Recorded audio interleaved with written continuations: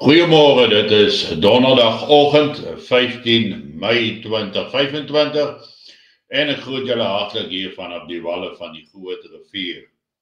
Ek herinner julle almal dan aan die bosberaad vanaand om 7 uur waar ek en SBB Brigadier Kobus Loutser 'n bietjie gaan gesels oor die afgelope SBB bevelskonferensie en waar ons ook gaan gesels oor 'n paar belangrike sake. Ons gaan onder andere met Paul Prinsloo gesels en ook met Zoe Botha om die jeugprogram dan 'n bietjie deur te trap vir die jaar. En ek dink dis 'n program wat nie gemis moet word nie, wat deur almal gekyk behoort te word en dit dan vanaand om 7 uur tydens bosberaad interaktief met die lede van die kanaal. Dit sal egter oop wees vir almal om te kyk sodat almal kan leer, sien, hoor en net so 'n klein bietjie moed skep oor wat alles gebeur het die afgelope tyd. Ons het dan nou gesien hoe die Suid-Afrikaners, die eerste groep van 49 om presies te wees, ek is gister tereggewys, nie dat ek dink een persoon maak juis 'n verskil op die basiese beginsel nie, maar dit is vir my interessant hoe Amerikaners daaroor gereageer het, hoe die ekstremiste in Amerika te velde trek teen hierdie 50 Suid-Afrikaners. Miljoene onwettige immigrante.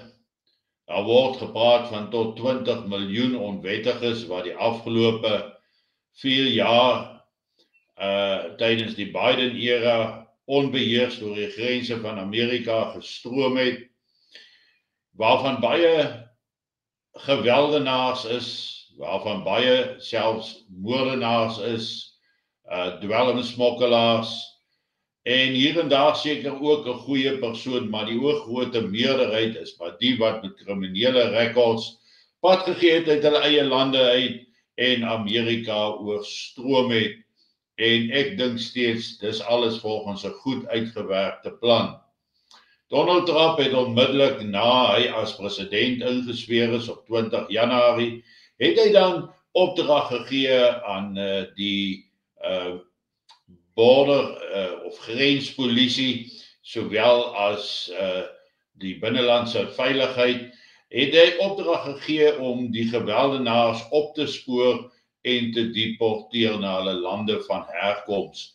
Ons het gesien hoe die liberale linkses, die demokratiese party, hoe hulle te kere gaan en te velde trek en alles in hulle vermoë doen om Donald Trump se deportasie van die onwettige immigrante teen te staan. Hulle het regters wat links is, liberale regters gebruik en misbruik om teen die wense van die kiesers van Amerika en dan die wil van die uitvoerende president van Amerika op te tree.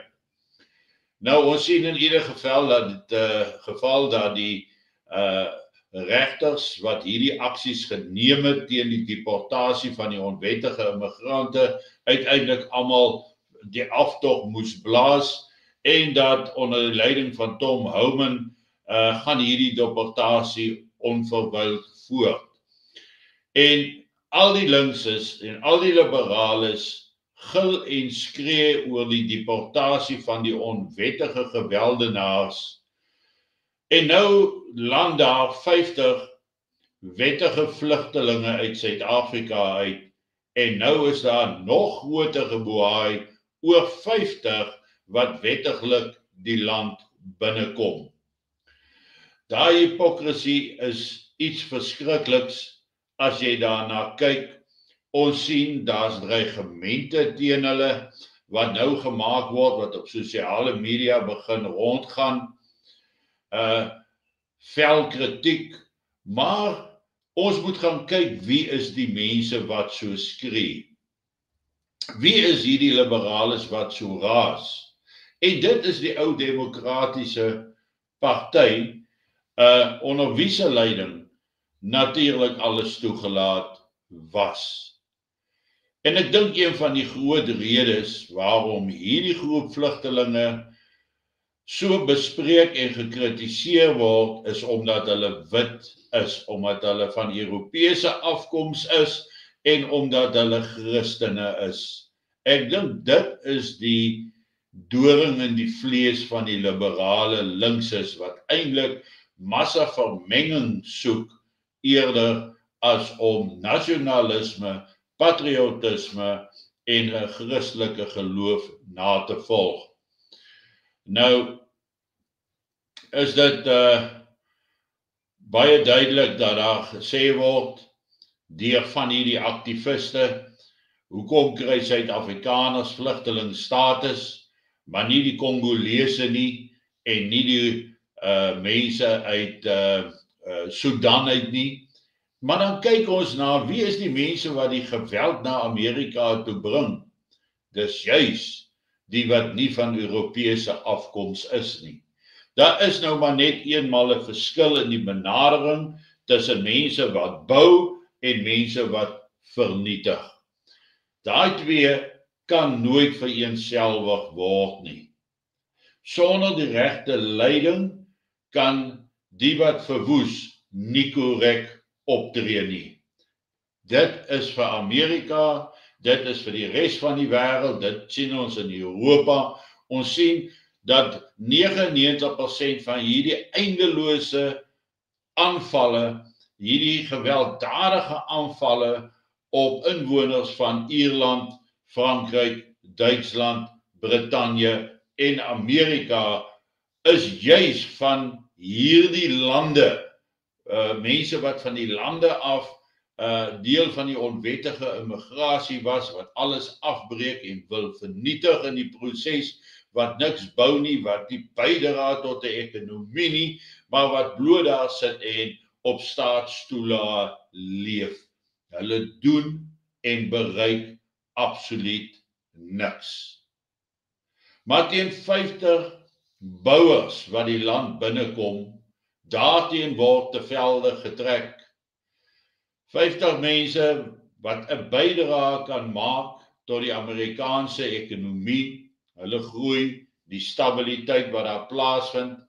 Ek praat baie met jong mense wat in die buiteland werk en die goeie terugvoer wat daar kom oor dit wat hulle bydra, dit wat hulle doen, hulle hardwerkendheid, hulle toegewydheid. Net gistermiddag het ek met 'n jong boerseun van Namibië gepraat wat tans in Australië 'n bietjie ekstra geld verdien terwyl sy pa nog op die plaas is. Hulle maak 'n bydrae en hierdie 50 sal julle sien, sal ook 'n bydrae vorentoe lewer. Intussen daag Pinocchio op by Nampo met 'n groot glimlag op sy gesig, glo as 'n boer en nie as die president nie. En hy maak 'n toespraak daar en hy praat van hierdie lafaards wat na Amerika gevlug het. En dis iets wat dwars in my kop steek en ek dink by myself, wou jy gehad het, hulle moes eerder bly en teen jou veg? Is hulle lafaards omdat hulle pad gegee het van 'n onderdrukkende regering met sy BEE-wette, met sy regimente van grondonteiening, maar nie net grond nie. Dit gaan oor die onteiening van besittings. Mense wat wegvlug van die gevaar van absolute verarming wat besig is om in ons land te gebeur. En dan noem die sittende president van hierdie land hulle lafaards. Dis 'n skande dat enige leier in die weg van mense se wil staan. Mense wat hulle wil en hulle regte as mens wees uitoefen, hoe hulle as lafaards bestempel word omdat hulle die land verlaat. Maar ek het selfs na gisteroggend se praatjie op hierdie kanaal van my gelees dat daar kommentare was soos hulle hardloop weg. Ten minste is hulle veilig van dit wat op pad is na ons toe. En ons sal onsself moet kan beskerm. Want nie almal van ons gaan weg nie en sal weggaan of wil weggaan nie. Baie van ons kies om te bly en dis goed en dis reg. Maar dit gee nie vir ons die reg om mense wat wel pad gegee het te kritiseer nie. Ons het nie daardie mag of reg nie. Ons weet nie wat die hemelse Vader op hulle harte gelê het nie. Ons weet ook nie wat se rol hulle in die toekoms vir ons kan speel daar in die buiteland nie, in die buitewêreld nie. As ons gaan kyk, hoeveel buitelandse mense sluit by SBB aan, raak deel daarvan, praat daaroor, promoveer dit in die buiteland, skep ondersteuning, dan is 'n mens eintlik verbaas dat daar mense in die land is wat dit kan kritiseer, want ons het tog verteenwoordiging van soorte in die buiteland nodig wat ons saak kan bly stel, objektief, oor wat met die mense in Suid-Afrika gebeur. Nou as iemand soos Donald Trump daai drastiese besluite kon neem en dit kon afkondig, wat 'n omwenteling in die wêreld en in Suid-Afrika teenoor ons wit groepering beteken het, 'n eerste erkenning van die Afrikaner in 140 jaar, maar ons stap glimlaggend op Nampo en gaan skud sy hand en lag en gesels met Pinocchio, is dit vir my duidelik dat die grootste deel van hierdie volk van ons mense nog heeltemal te kruiperig is en maar te bereid is om op vertrap te word en om tweede klas burgers te wees, wat glo hulle gaan deur rykdom, mooi glimlagte, skenkings en al die goede, dat hulle uiteindelik geweld en anargie gaan oorleef. Dis 'n droomwêreld waarin die meeste verkeer, wat daar aan sy hand gaan skud. Dit was eintlik 'n geleentheid om vir Cyril te wys, vir Pinocchio te wys, hoe voel die boere van Suid-Afrika, hoe voel die mense van Suid-Afrika, en as jy dan eerlik is oor hoe jy voel oor die situasie in Suid-Afrika, dan gaan jy nie glimlaggend sy hand skud en 'n geselsie aanknoop nie. Nee, jy gaan eerder jou rug op hom draai en wegstap van dit wat hy sê. Maar dit is baie lekker om op die internet agter jou rekenaar te sit en aanvalle te doen. Maar wanneer dit in die praktyk kom, is daar niks. En dis 'n ontstellende neiging van ons mense vandag, is maklik te kritiseer, maar nie om na vore te tree en te sê, hier is ek staan op vir my en my mense nie. En hoeveel is bereid om dit te doen?